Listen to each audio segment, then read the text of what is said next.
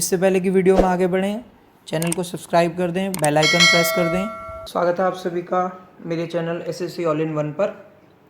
Marginal costing की decision making series चल रही थी और इसमें हम लोग ऑलरेडी डिस्कस कर चुके हैं प्रोडक्ट मिक्स, और नेक्स्ट डिसीजन आता है मेक और बाय का।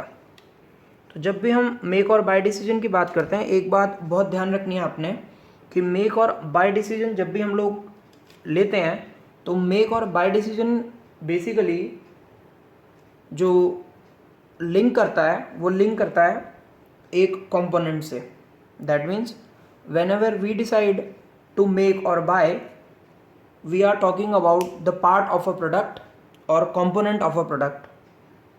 फॉर एग्जाम्पल, जैसा कि आप स्क्रीन पर ये कैलकुलेटर देख पा रहे होंगे। अगर मैं इस कैलकुलेटर की केवल स्क्रीन की बात करूं, बाकी सब चीज़ मैं खुद बनाता हूं, और ये जो स्क्रीन डिस्प्ले है जिस पर कि मार्क आपको नंबर डिस्प्ले हो रहा है इस टाइम पे 0, अगर मैं इस डिस्प्ले को बाहर से खरीद लूं तो मैं इसे बाय डिसीजन कहता हूं, और अगर मैं इसी को खुद ही बना लूं तो ये मेरा मेक डिसीजन है। तो बेसिकली इस कैलकुलेटर को अगर मैं पूरा तैयार कर रहा हूं तो इस कैलकुलेटर को तैयार करते हुए इस डिस्प्ले को मैं बाहर से बनवाऊं या फिर खुद मैन्युफैक्चर कर लूं, ये डिसीजन जो पर्टेन करेगा मार्जिनल कॉस्टिंग में उसे हम कहते हैं मेक और बाय डिसीजन। तो आइए फ्रेंड, जैसे कि आप देख पा रहे हैं स्क्रीन पर, यहाँ लिखा हुआ radio manufacturing company find that while it cost 6.25 each to make a component X 273Q, the same is available in the market. Same product आपको मार्केट में भी अवेलेबल है 5.75 पर।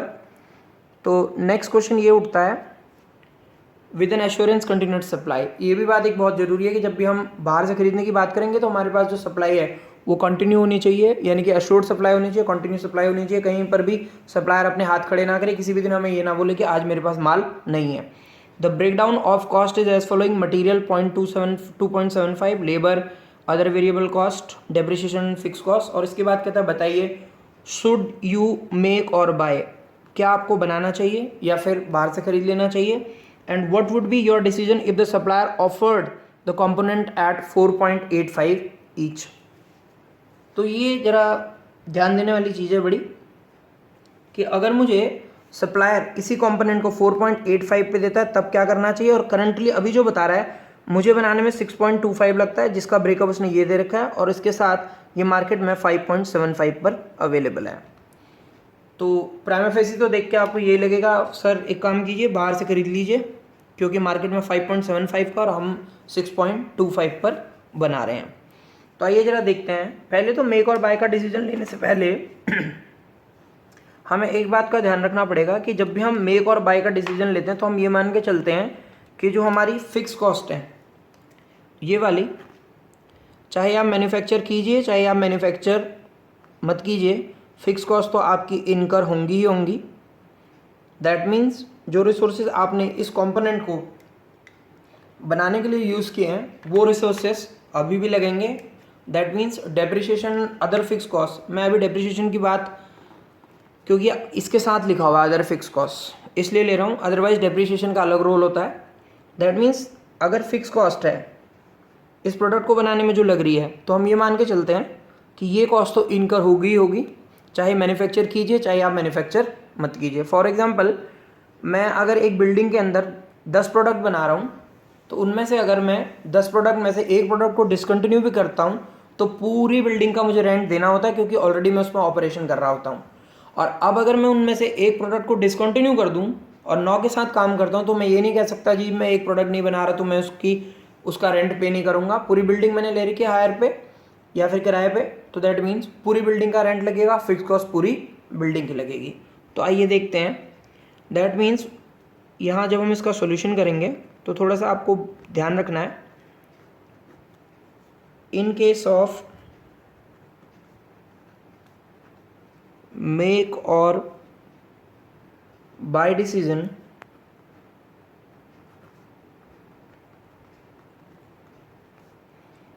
we number one, we take the following points into our mind.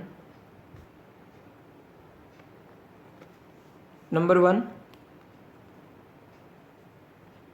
only variable cost will be considered,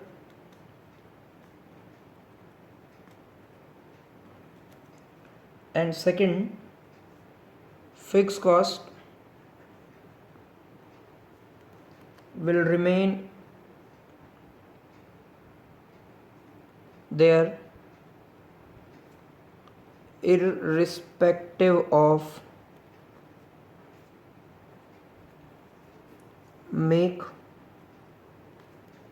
और bye. आप अगर बना रहे हैं तब तो फिक्स कॉस्ट है ही है, लेकिन अगर आप बाय भी कर रहे हैं तो मैं ये मान के चलूँगा जो मेरी टेम्परेरी रिसोर्सेज हैं इस डिस्प्ले को बनाने में जो मेरे लग रहे हैं वो अभी भी लगते रहेंगे। तो आइए आगे देखते हैं क्या करना होगा। दैट मीन्स जब हम डिसीजन लेंगे तो फिर मुझे कैलकुलेट करना होगा वेरिएबल कॉस्ट ऑफ मैन्युफैक्चरिंग। आइए देखते हैं।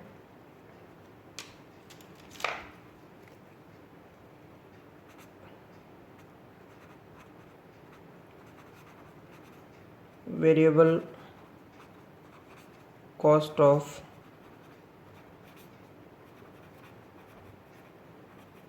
मैन्युफैक्चरिंग।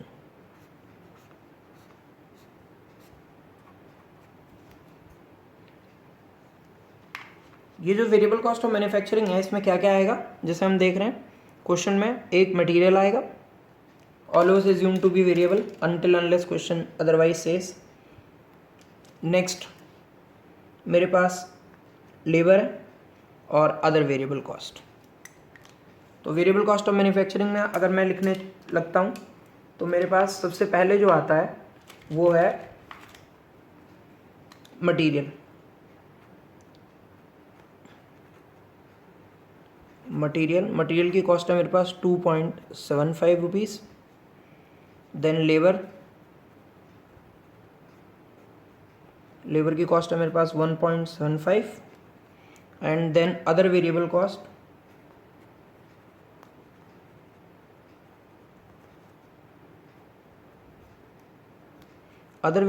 है मेरे पास 0.50। तो आइए इसका टोटल लगाते हैं 2.75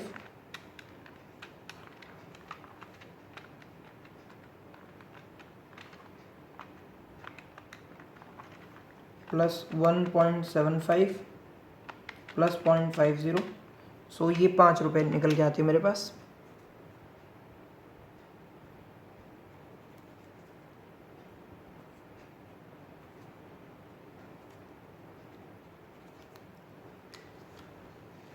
यहाँ पर अगर मुझे डिसीजन लेना हो कि मुझे बाय करना चाहिए या फिर खुद ही बना लेना चाहिए, मेक करना चाहिए या बाय करना चाहिए, तो मैं मेरा जो वेरिएबल कॉस्ट ऑफ मैन्युफैक्चरिंग आ रहा है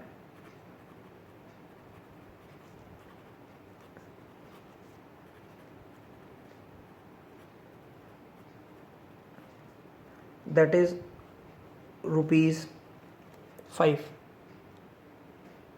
अब क्वेश्चन क्या कहता है, इन सिचुएशन को देखते हुए शुड यू मेक और बाय।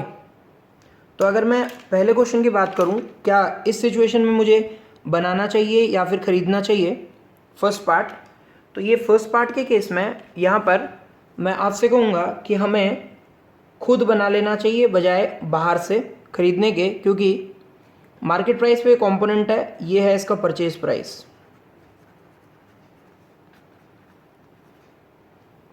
और अगर आप क्वेश्चन देख पा रहे हो तो इसकी जो वेरिएबल कॉस्ट ऑफ मैन्युफैक्चरिंग निकल के आ रही है वो आ रही है ₹5। तो इन सब सिचुएशन जहाँ पर कि मेरी खुद की मैन्युफैक्चरिंग कॉस्ट 5 आ रही है और परचेज 5.75 है, तो यहाँ पर मैं कहूँगा since manufacturing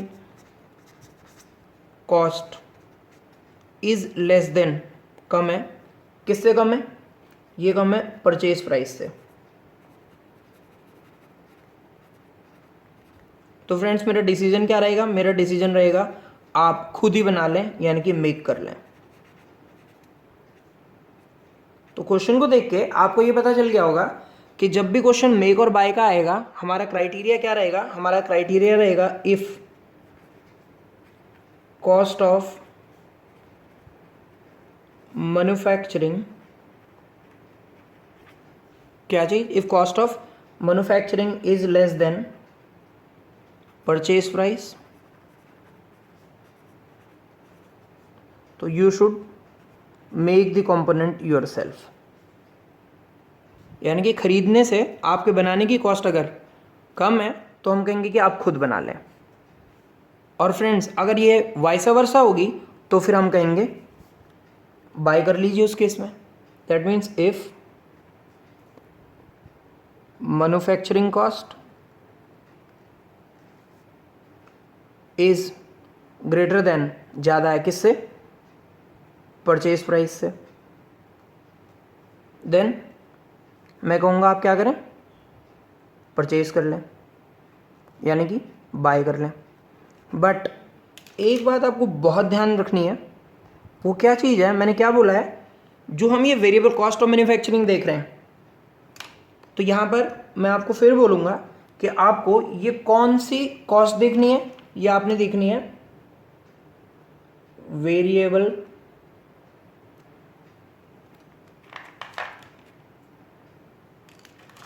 it is variable cost.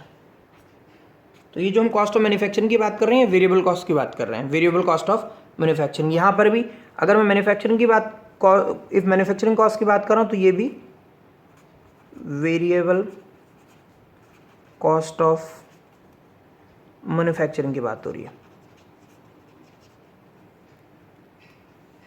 सो ये फर्स्ट केस था, क्या चीज़, जब हमें बनाने की कॉस्ट 5 पड़ रही है और खरीद रहे हैं तो 5.75। अब वो नेक्स्ट पार्ट कहता है what should be your decision if supply offer the component eight 4.75।